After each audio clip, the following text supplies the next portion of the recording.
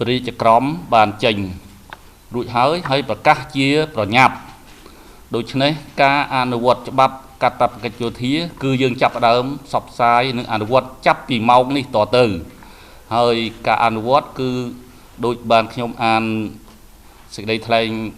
ការអំបញ្ញមិញនេះគឺត្រូវធ្វើឲ្យបានចប់នៅចុងឆ្នាំ2026គឺមានកងទ័ពកាតព្វកិច្ចយោធាចូលដល់ជំរំវឹកវើបាទសូមអរគុណ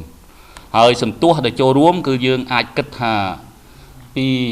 1.5% ទៅ 2% នៃ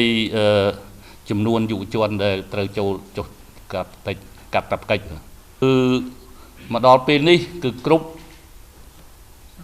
សាលាវឹកវើទាំងអស់នៅចំណុះយុទ្ធភូមិភាគដែលយើងបានរៀបចំគឺថាយើងបានត្រៀមបំរុងសពគ្រប់អស់ដើម្បីទទួលចំនួនយោធិនកាតព្វកិច្ចយោធារបស់យើងចូលហាត់វឹកវើបាទច្បាប់នេះគឺបានលើកឡើងហើយគឺថាឲ្យយើងអនុវត្តមានតម្លាភាពកិត្តិយសភាពប្រសិទ្ធភាពស្មើភាពដូច្នេះគ្រប់អ្នកមានអ្នកក្រអ្នកធំគឺត្រូវតែអនុវត្តច្បាប់កាតព្វកិច្ចយោធានេះទាំងអស់ក្នុងករណីកិច្ចវេះក្នុងករណីរារាំងដូច្នេះនឹងទទួលមានច្បាប់ទោសទណ្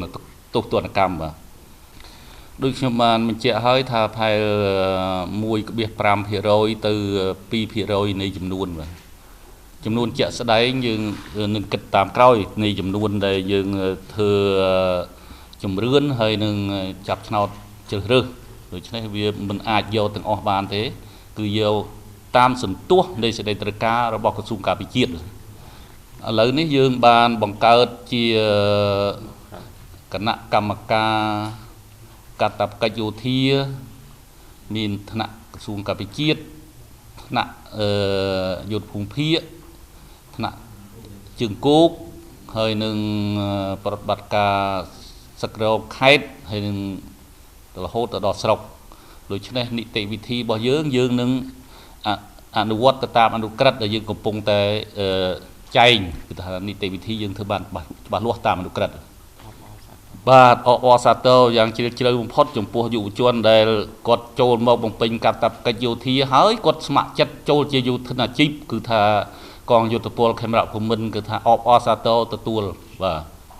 ជាដំបូងគឺមានផែនការពីក្រសួងការពារជាតិដើម្បីសុំបរិយាក្រឹត្យទៅសុំអនុក្រឹត្យទៅរាជរដ្ឋាភិបាលដើម្បីសុំកំណត់សន្ទុះសម្រាប់ជ្រើសរើសដល់បានសន្ទុះជ្រើសរើសហើយក្រសួងការពារជាតិនឹងធ្វើការបែងចែកទៅតាមគណៈកម្មការកាតព្វកិច្ចយោធាទៅតាមតំបន់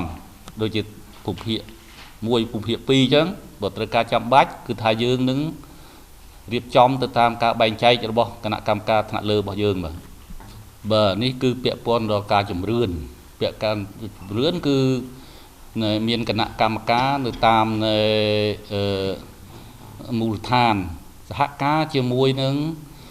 មូលដ្ឋានថ្នាក់ក្រោមជាតិគឺឃុំសង្កាត់ដើម្បីស្រង់ទិន្នន័យបាទពេលស្រង់ទិន្នន័យបានហើយណាបានយើងមានធ្វើលិខិតអញ្ជើញដើម្បីមកបង្ហាញខ្លួនបាទ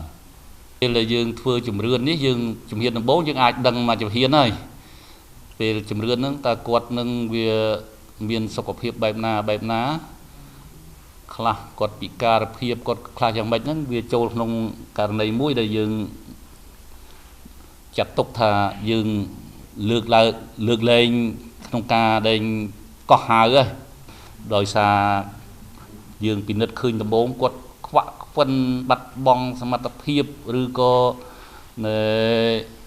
ឃើញភ្នែកបើនៅថាឃើញនឹងភ្នែកហើយដល់ពេលដែល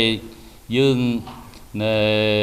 ញ្ជើញគាត់មកបង្ហាញខ្លួនពេលដែលអញ្ជើញបង្ហាញខ្លួនគឺអញ្ជើញដែលអ្នកដែលជាប់កាតព្វកិច្ចនេះគឺពេលនោះគឺមានគណៈកម្មការសុខាភិបាលដើម្បីត្រួតពិនិត្យសុខភាពតែម្ដងបាទ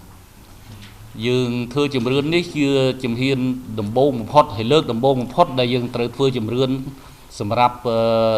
ធ្វើច្បាប់កាតព្វកិច្ចយោធាអញ្ចឹងយើងជំរឿនតាំងពីអាយុ17ឆ្នាំឡើងដល់អាយុ25ឆ្នាំដូច្នេះនីតិវិធីនៃការជំរឿនគឺ គឺយើងបានចែកនៅក្នុងអនុក្រឹត្យហើយបើសិនជាមិនបានមកយ៉ាងម៉េចហ្នឹងបានចែកនៅក្នុងអនុក្រឹត្យអស់ហើយខ្ញុំមិនទាន់និយាយនៅពេលនេះទេព្រោះអនុក្រឹត្យបានចែកហើយបាទ